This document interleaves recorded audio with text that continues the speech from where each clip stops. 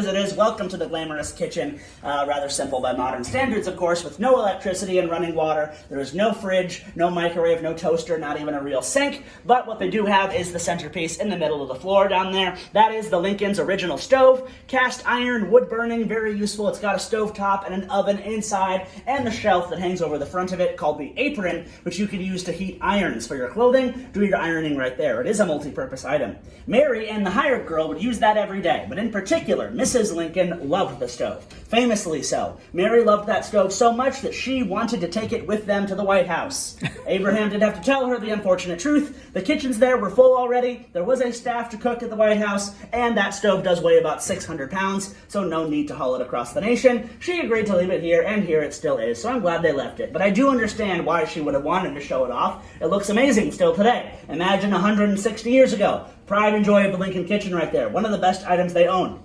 Now, sadly, that is the only original thing that is left in the kitchen. The rest are antiques, but not theirs. It's a close approximation of how we think it was laid out. We do know that out the door over there is the back porch, and beyond that, another door leads to the pantry. So food storage is separate across the way. And there's also a root cellar on the side of the house to get underground, where they can store things and keep them cool. So plenty more storage options there. But while we are in this room, I have to mention one more detail, and that is the size of the kitchen between the four walls. Well, it just so happens this kitchen is the same size as the entire log cabin where Abraham Lincoln was born.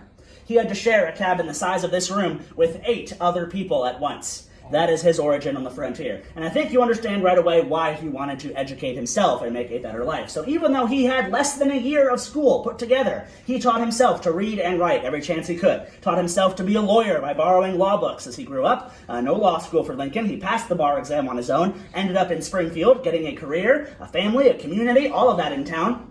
Lets him settle here for 40 years, nearly half his life, and then directly from here to the White House. Quite the journey there. And of course, that's the Lincoln story we love. But final thought today, do not forget, he is still a real person, not just a mythic story to admire, not just a big face on Mount Rushmore or a statue on the Lincoln Memorial. All of those are inspired by the real human guy who lived here longer than anywhere else. So don't lose sight of that human side of Lincoln. He is a hard worker. He is a loving husband and father. And of course, he is 2 things I never want you to forget. Wrestler and cat lover. That is Mr. Lincoln, and that's who I'm going to leave you with this afternoon. Now, folks, that does bring us to the formal end of our tour through the home. Any final questions here before we turn you loose back outside?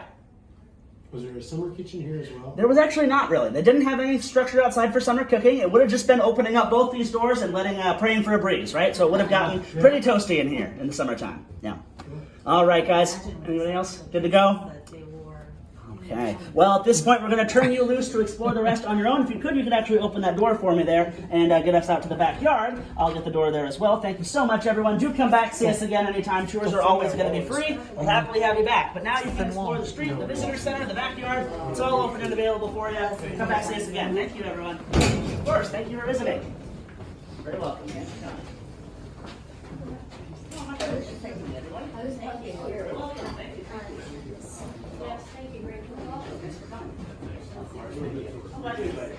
Thank you. Yeah, of course. Thanks for coming. You're welcome. Thank you. You're probably our best one.